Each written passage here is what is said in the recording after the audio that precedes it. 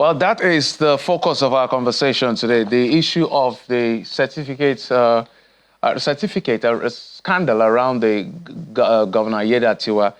So let's bring this to context to everyone. I'm being joined on the program by a legal practitioner, Mr. Leke Oyeniran, who joins us via Zoom. Mr. Leke, thank you so much for coming on the program. Very well. Good morning. Oh, sorry, good afternoon. All right, for the purpose of our audience, before I come to my first question to you, let's just put this in context. So the issues under contention is the fact that Mr. Adema is arguing that Governor Lucky Aiyedatiwa had attended Ikosi High School in Ketu, which, according to him, was founded in 1980, but the governor says he obtained his certificate, WAEC certificate, in 1982, barely 2 years after the school was founded, while the school was accredited to conduct that exam in 1985. And there was also a release that was in circulation by a law firm, that is Juryman Associates, saying that they had petitioned the IGP over this issue, that a certain DIG was trying to tamper with the result or the reports confirming that they were right in the allegation against the governor, which informed the first PRO to make a release saying that they are not aware of any report in circulation. In fact, the person doesn't have a right to release such report. They will investigate. So I needed to put that in context for our audience to understand. So let me come to you, Mr. Leke, on this particular issue of Mr. Aiyedatiwa's certificate. Besides what I've said, what is the major bone of contention here? Okay. Let me start with the fact that it betrays common sense to claim that you have graduated from a school in 1982 when that school was founded in 1980. So you graduated 2 years, just 2 years after the school was established. It betrays common sense. We all went through this process of secondary school system in Nigeria, and there is no way you could have joined the school in 1980 when it was established and expect to have graduated in 1982. So that is the basis of our petition. We wrote a petition to Office of the IGP requesting investigation on this matter. Like, please come and help us investigate. And the team, the IGP team, made their own thorough and unbiased investigation, and they came to the conclusion that the certificate presented by Governor Aiyedatiwa while he was contesting with his principal in 2020, that certificate is forged, it's fraudulent. That's a fact. We have that report from the police saying that this certificate is forged. Mr. Leke, just so that we'll put everything in proper context, we're just going to touch the issues as much as we can. The first PRO has come out to say that whatever has been laid claim to as to these particular reports that is said to be in circulation, the police is unaware. Let me read some of the things he said. We wish to clarify that the said document did not originate from the Nigeria Police Force. The alleged signatory, a Deputy Commissioner of Police, does not have the authority to release such a report on behalf of the Force Criminal Investigation Department or any other such department. So I don't know what your response to this is. The police say they can't verify that the document is circulation because you're saying, or your group is saying, that they had done the forensic and they found out that, okay, truly, allegedly, that it was forged. The certificate was forged, but it's an allegation. But the police is now saying from the first PRO that they're not aware of this information being sent out to the public. Well, if police... Go ahead, Mr. Leke. That is their issue from their own. And it is a certified true copy. The certification is on the document. For the fact that it is a public document and it is certified, it supersedes any other thing. It enjoys presumption of regularity. It's enjoys presumption of regularity. So, okay. And that now... Go ahead, just land on your thoughts. So what I'm saying is that the disclaimer is not going to invalidate this document because this document is still valid as it is now. So, or except they want to tell us that, oh, we've done a new investigation and we are coming to this conclusion. All right, bringing another certified all right, Mr. Aiyedatiwa, the reason my sincere apologies. I understand second guest has joined us, Mr. Aiyedatiwa. We're being joined on the program by Mr. Alan Shawore. He's also a legal practitioner. Mr. Shawore, thank you for coming on the program.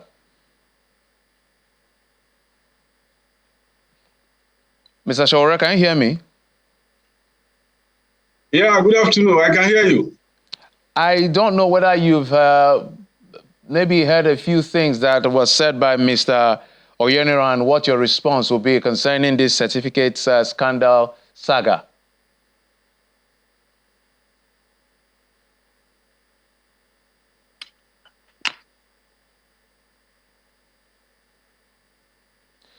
All right, Mr. Aiyedatiwa, let me come back to you. The reason I kept trying to interject to put it in proper perspective is that one of the lines of the police statement by the first PRO says the Nigerian Police Force is currently investigating the origin of the said document and the circumstances surrounding its circulation. We urge the public to exercise caution and refrain from spreading unverified information that could potentially tarnish the reputation of an individual or public officials.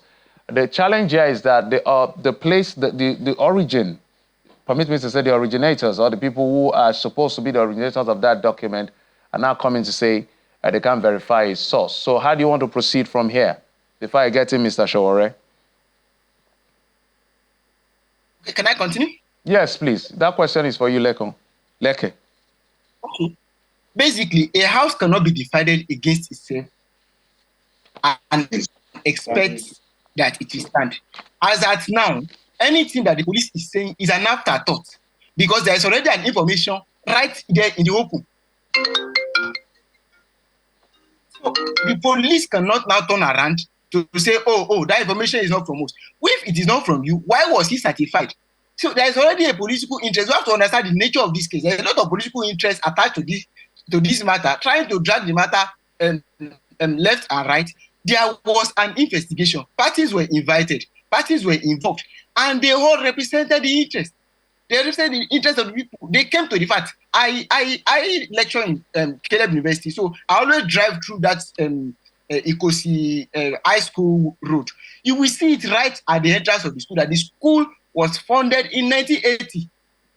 So beyond police investigation, it is a matter of common sense. So I believe that whatever it is that police is saying now is an afterthought to cover up for the political big weights involved. Which is why I'm asking that what is the next line of action for your group, given what is playing out right now? Because on April the 20th, just hold on. Because one is wondering, the Aborigines, the elders of the APC in Ondo State, one of the strong stakeholders of the party, had come out to endorse Mr. Lucky Aiyedatiwa ahead of Wale Akinteriwa and Olushala SAN. And one of the criteria, I had one of the Aborigines right here on the show on Politics Today, and he said that they looked at academic credentials, financial strength, right of refusal, and all of that. In fact, the first thing he mentioned was academic credential of the individuals. All of them, 10 of them, that was pruned down to 3, and finally, Lucky Aiyedatiwa, the governor, was picked. So how could they have missed a basic information as simple as this, according to your allegation? Well, matter of endorsement is purely political, which I don't want us to bring politics into the credibility of the governor and this document that we are relying on from the police.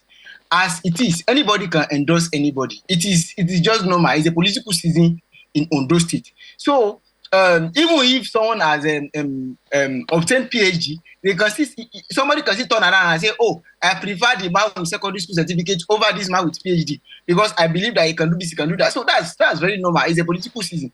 But what we have to understand is that the fact is this matter is a matter of res ipsa locutor. It's a fact that speaks for itself. And documentary evidence even speaks for itself. There's documentary evidence telling us that Mr. Aiyedatiwa forged his certificate. Beyond that, it is a matter of common sense to see that a school cannot be established in 1980 conduct external examination in 1982. it has to be in 1985. That is the earliest at which they can conduct external examination. So, all right. Any endorsement anybody is doing is totally fine. I'm not interested in becoming governor, who is not becoming governor. But all right, Mr. Aiyedatiwa, just hold on. Let's. I understand Mr. Shore has joined us. We're almost totally out of time. I don't know how much time I can take with Mr. Shore. Mr. Shore, thank you for joining us. Are you there? Yeah, good afternoon. Thank you. It's a hefty allegation. They say the governor forged his certificate. As straight as that is, allegedly, that the school was founded in 1980, got his certificate in 1982. How did that happen? And this may become a subject of litigation. Mr. Aiyedatiwa has been speaking about this. I want your response in maybe about a minute because of time.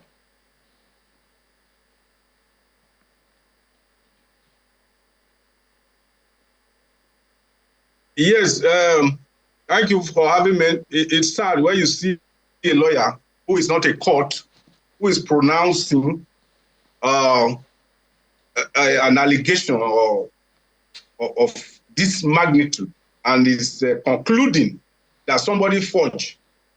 You know, it's very sad. And I'm very sure some of these lawyers will have their days in the court. In the first instance, the Nigerian justice system does not allow a conclusion, not even the investigation authority like the police, the DSS, to conclude that an offense has been committed. So when you see lawyers who come to national television to pronounce on an allegation that is unfounded, reckless, unsubstantiated, it's sad. All right, Mr. Shore, we do not have the luxury of time. I did say that because apologies for what technology has done to your connection. But a quick one. The facts are, the argument about is a fact. When did the governor graduate from Ikosi High School? When was Ikosi High School founded? Just a simple, straight question. Yeah, these are no issue. I can tell you a personal experience. No, we don't have the luxury of time. I asked a straight question. I don't have so much time. My sincere apologies. Hello? When did he graduate? When was the school founded? Because of time, straight answers, please. Hello? Mr. Shore, can you hear me? The network is terrible. Can you hear me, Mr. Shore? I can hear you now.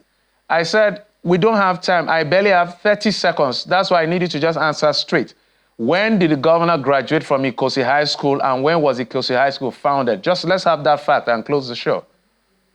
I can't give you a straight answer without building the foundation of what happened at that particular period of time. And I was trying to let you know from my own personal background that I went to Adekunle Ajasi University.